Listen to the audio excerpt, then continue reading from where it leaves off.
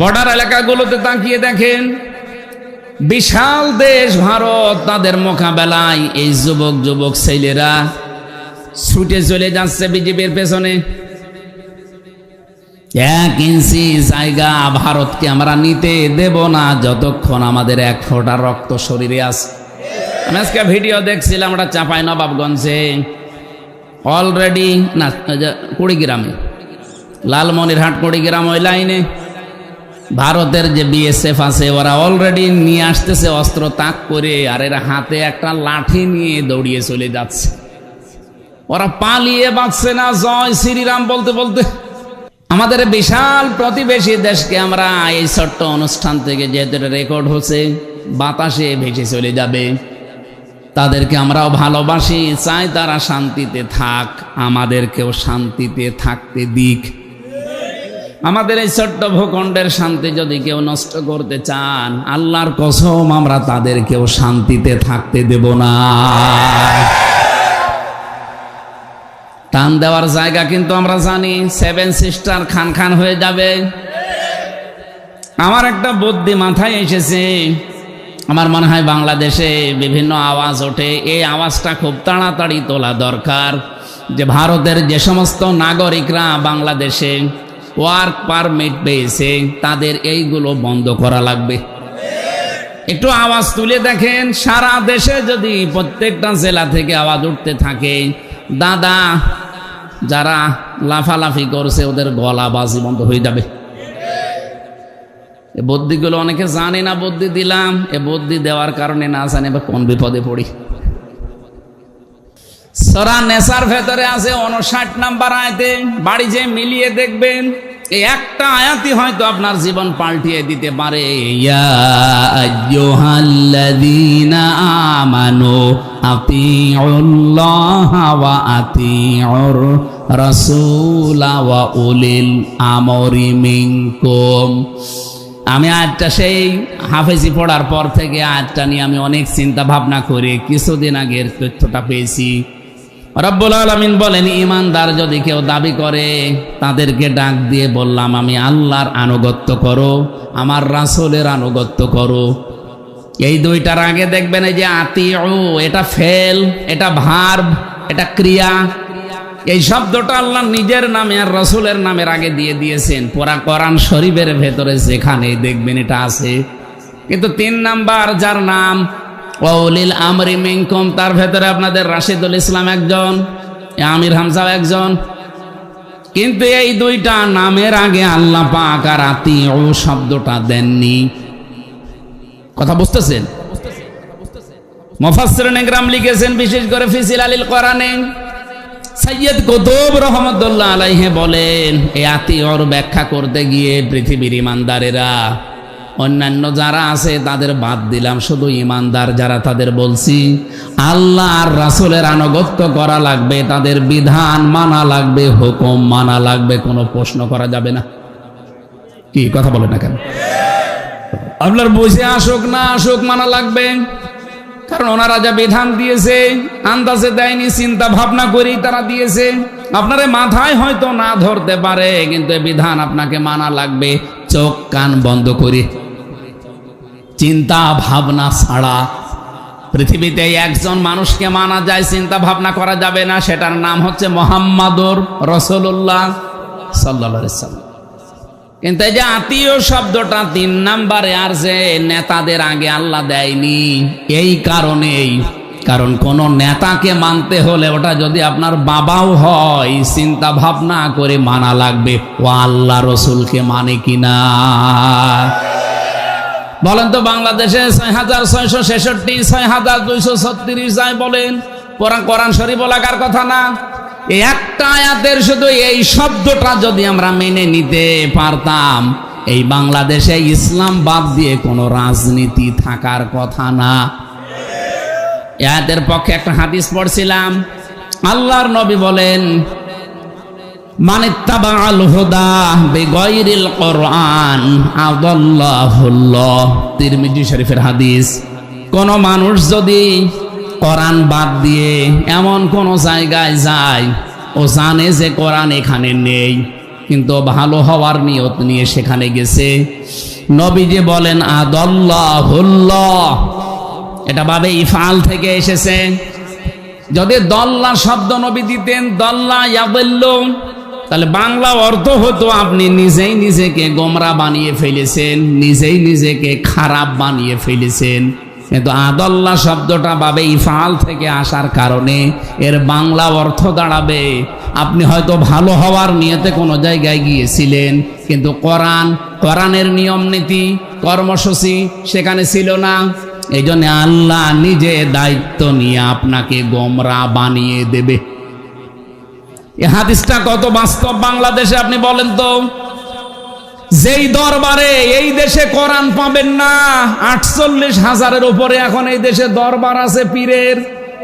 আমি আপনাকে নিষেধ করছি না যেতে ভালো হতে চান, কিন্তু কোরআন যেখানে নেই, কোরআনের নিয়ম নীতি নেই, ওখানে যদি আপনি ভালো হওয়ার নিয়তেও যান আপনাকে খারাপ বানাবে কে?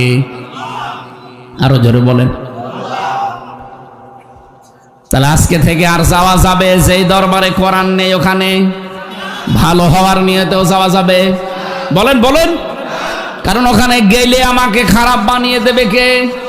হামজা বানাবে না, রাশেদ বানাবে না, কে বানাবে? আল্লাহ নিজে আপনাকে গোমরা বানিয়ে দেবে। আর আল্লাহ যদি কাউকে খারাপ বানিয়ে দেয় ওকে ভালো বানাতে পারে আর কেউ আছে? আর একটু আগাবো, মানবেন তো? মানবেন? এই হাদিসের দ্বিতীয় ব্যাখ্যায় এখান থেকে আপনি বুঝে ফেললেন যে পীরের দরবারটা আমার বাবা বানিয়েছিল, আমার বাবা ছিল পীর, আমি এখন গদ্দিনশীন পীর।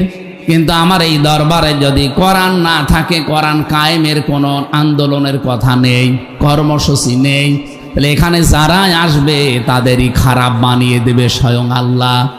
বাংলাদেশের ৭৩টার উপরে এখন দল চলছে মনে করেন, ৪৯টা শুধু নিবন্ধিত। যেই দলের কর্মসূচিতে কোরআন নেই, কোরআনের নিয়ম নীতি চলে না, ওই দলের প্রতিষ্ঠাতা যদি আমার বাবাও হয় ওই দলে আমি নেই। ওখানে থাকলে আমাকে খারাপ বানাবে কে?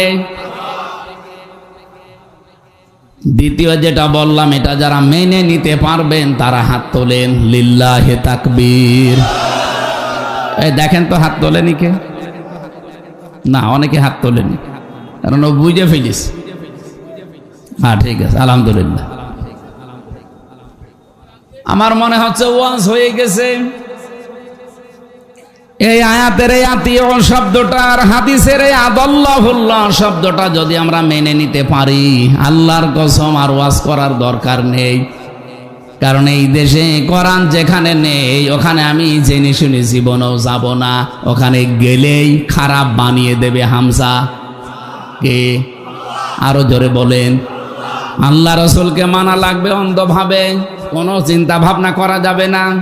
কিন্তু আল্লাহ রসুলের পরে যারাই নেতৃত্ব দেবে সে যেই হোক না কেন, বিশ্বাস করেন তাকে জীবনেও আন্দাজে মানা যাবে না, সে আমার বাবা হলেও। খলিফাতুল মুসলিমিন হযরত ওমর রাদিয়াল্লাহু তাআলা আনহু একটা চিঠি পাঠিয়েছিলেন। হযরতে সাদ ইবনে আব্দুল্লাহ রাদিয়াল্লাহু তাআলা আনহুর বিয়ের খেজুর বিতরণ করা হয়ে গেছে, বিবাহের অলিমা চলছে।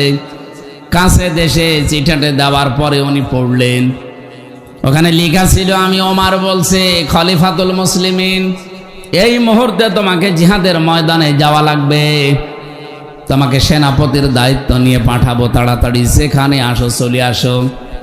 উনি চিঠিটা মুরব্বীদের সামনে শোনালেন যে এই যে চিঠি পাঠিয়েছে হযরত ওমর, আমি এই মুহূর্তে চলে যেতে চাই। মুরব্বী যারা আছে গার্জিয়ান বলছে আজকে কেবল বিয়ে শেষ হলো, বাসর করে তারপরে যাও। উনি বললেন না, চিঠি যিনি পাঠিয়েছে উনি সাধারণ মানুষ না, আল্লাহ রসুলের পরে উনি যেহেতু আল্লাহ রসুলকে মেনে চলে, এই জন্য ওমরকেও মানা এখন আমার জন্য ফরজ। ও বাংলার মানুষের, আপনাদেরকে আমি আহ্বান জানিয়ে গেলাম, বিবেকটা কাজে লাগিয়ে আল্লাহ রসুলের পরে দুনিয়াতে যারা তাদেরকে মেনে চলে আপনারা তাদের পেছনে থাকবেন, সরাসরি জান্নাতে যেতে পারবেন না। আমার মনে হচ্ছে ক্লাস নেওয়া এখন আর সম্ভব না। আপনারা ওঠাউঠি করছেন আর বৃষ্টি কখন লেগে যাচ্ছে বলা যায় না। আমাদের প্রধান অতিথি এসেছে, মানে একটু সালাম দিই, এরপর একটা মোনাজাত করে দিই। আল্লাহুম্মা আমিন। রব্বানা আতিনা ফিদ দুনিয়া হাসানা ওয়া ফিল আখিরাতি হাসানা ওয়া কিনা আযাবান নার। রব্বুল আলামিন, যতটুকু শুনেছি এতটুকুর উপরে তুমি বরকত দান করো। এগুলো জীবনে তুমি প্র্যাকটিক্যাল লাইফে মেনে চলার তৌফিক দাও। এত সুন্দর করে আয়োজন করেছে কোরআন শোনার জন্য শেরপুর সদরের মানুষগুলো, হযরতে ওমরের মতো এদেরকে হেদায়েত নসিব করো। কখন বৃষ্টি লেগে যায় আমরা জানি না, তাড়াতাড়ি যতটুকুই শেষ করলাম আল্লাহ তুমি মেহেরবানি করে বরকত দাও। সম্মানিতা মা বোনদেরকে তুমি খাদিজার মতো আয়েশার মতো বানিয়ে দাও। সামনে যে বিশাল দিবস আসতেছে মুসলমানদের ধর্মীয় দিবস, সবচাইতে বড় আনন্দের দিবস যে দুইটা, তার ভেতরে ঈদুল আজহা একটা। আল্লাহ আনন্দ থেকে হযরত ইব্রাহিম আর ইসমাইলের ভূমিকা পালন করার তৌফিক আমাদের দান করো আল্লাহ। সম্মানিত সভাপতি সাইফুল ইসলাম ভাইকে কবুল করো। আজকের মাহফিলের প্রধান অতিথি তোমার এক যুবক বান্দা, এই আসনের দায়িত্ব যার মাথার উপরে দিয়েছো হাফেজ রাশিদুল ইসলাম, আল্লাহ সততার সাথে ইখলাস নিয়ে দায়িত্বটা পালন করা সহজ করে দাও। এ মাহফিলে যত আলোচক আলোচনা করেছে, ডাক্তার সাহেব সহ, মাস্টার সাহেব সহ, মাওলানা মুফতি হাফিজুর রহমান সহ যত আলোচক কথা বলেছে, এদের কথাগুলো মেনে চলার তৌফিক দাও। এলাকায় মাটির নিচে যত মানুষ ঘুমিয়ে আছে, কোরআনের ইজ্জতে মাফ করে দাও। কত রকমের ষড়যন্ত্র আমাদের এই ছোট্ট দেশ নিয়ে হচ্ছে, আমরা অনেকে টের পাচ্ছি। আল্লাহ তোমার হাতে ছেড়ে দিলাম। আল্লাহুম্মা ইন্না নাজআলুকা ফি নুহুরিহিম ওয়া নাউযু বিকা মিন শুরুরিহিম। হাসবুনাল্লাহু ওয়া নি'মাল ওয়াকিল, নি'মাল মাওলা ওয়া নি'মান নাসির। এই শেরপুর জেলায় আসলে মনে পড়ে শহীদ কামরুজ্জামানের কথা। আল্লাহ তোমার এই বান্দাকে শাহাদাতের সর্বোচ্চ মাকাম দান করো, জান্নাতুল ফেরদাউসের মেহমান বানিয়ে নাও। তাদের পথ অনুসরণ করে মানবতার সেবা করার তৌফিক আমাদের দান করো আল্লাহ। কত মানুষ কত আশা আকাঙ্ক্ষা নিয়ে এসেছিল, আরো আগে উঠতে পারলে আমরা ভালো করতাম, কিছু কথা শোনাতে পারতাম। কখন বৃষ্টি লেগে যায়, অন্ধকার হয়ে আসছে, আল্লাহ শেষ করে দিয়েছি। আমাদেরকে তুমি কবুল করো, জীবনের শেষ কথা যেন বলতে পারি লা ইলাহা ইল্লাল্লাহু মুহাম্মাদুর রাসূলুল্লাহ। এই অন্ধকার হয়ে আসছে, যান চলে যান।